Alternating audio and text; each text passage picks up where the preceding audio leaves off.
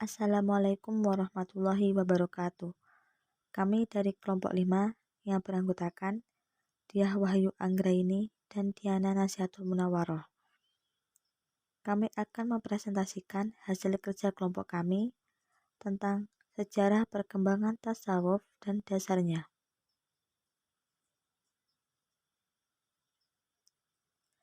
Sejarah tasawuf. Tasawuf baru muncul setelah masa sahabat dan tabi'in, tidak muncul pada masa Nabi Muhammad SAW.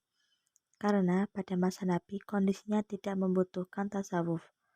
Perilaku umat pada masa itu sangat stabil.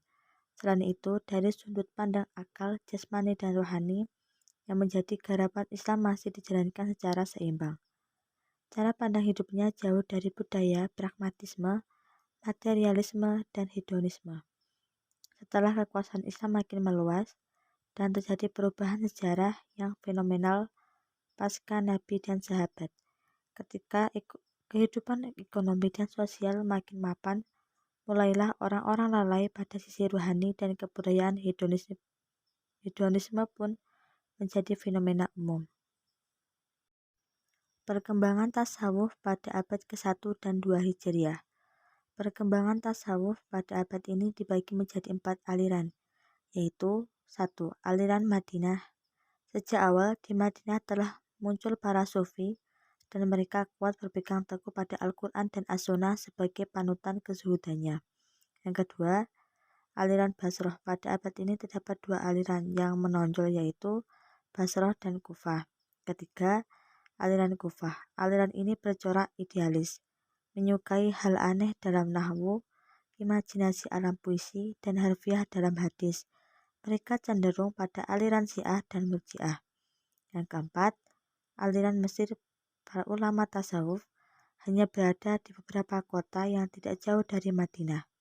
Dan pada abad ini, mulai para ulama juga menyebar ke berbagai negeri kekuasaan Islam. Yang selanjutnya, perkembangan tasawuf pada abad ketiga dan keempat Hijriah. Abad ketiga. Pada abad ini banyak yang memperbincangkan konsep-konsep yang sebelumnya tidak dikenal, seperti moral, jiwa, tingkah laku, pembatasan arah yang harus ditempuh seorang menempuh jalan menuju Allah Subhanahu wa Ta'ala, yang dikenal istilah tingkatan atau makom, keadaan makrifat. Beberapa tokoh sufi yang terkenal pada abad ketiga, yaitu Abu Sulaiman Ad-Darani, Ahmad bin Al-Hawari Ad-Damaski, Zu'annun Al-Misri, Abu Yazid Al-Bustami, dan Al-Halaj. Abad keempat. Pada abad ini ditandai dengan kemajuan ilmu tasawuf yang lebih pesat daripada saat abad ketiga, karena usaha para ulama dalam mengembangkan ajarannya sendiri-sendiri.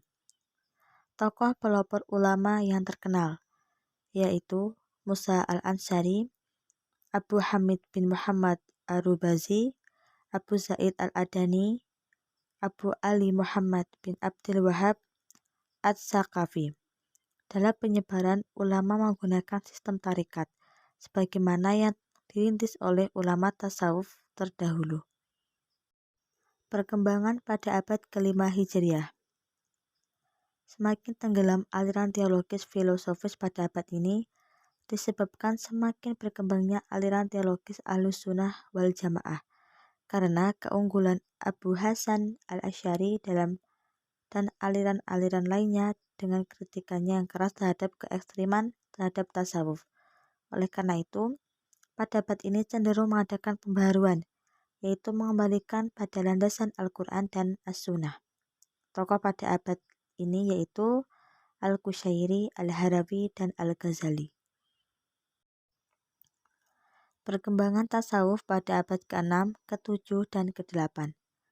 Akhlak tasawuf pada abad ke-6, banyak ulama yang sangat berpengaruh dalam pengembangannya, antara lain Syihabuddin Abul Futuh As-Suhrawardi, yang mula-mula belajar filsafat dan usul fikih.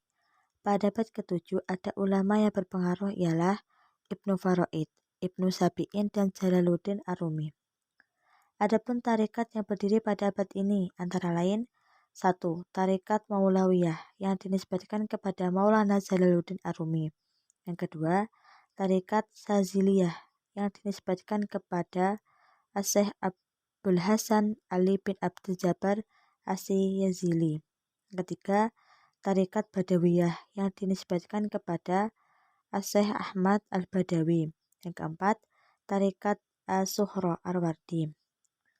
Banyak pengarang kaum sufi yang mengemukakan pemikirannya tentang ilmu tasawuf, tetapi pemikirannya mereka itu mendapatkan perhatian dan sungguh-sungguh dan umat Islam.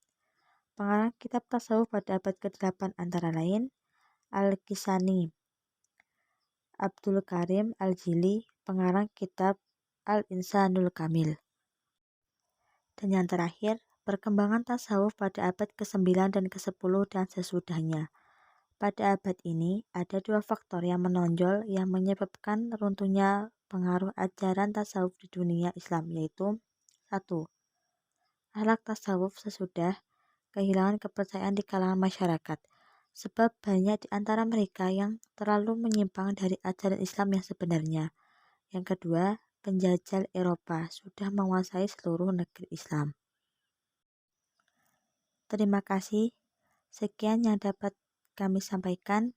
Kurang lebihnya, mohon maaf. Wassalamualaikum warahmatullahi wabarakatuh.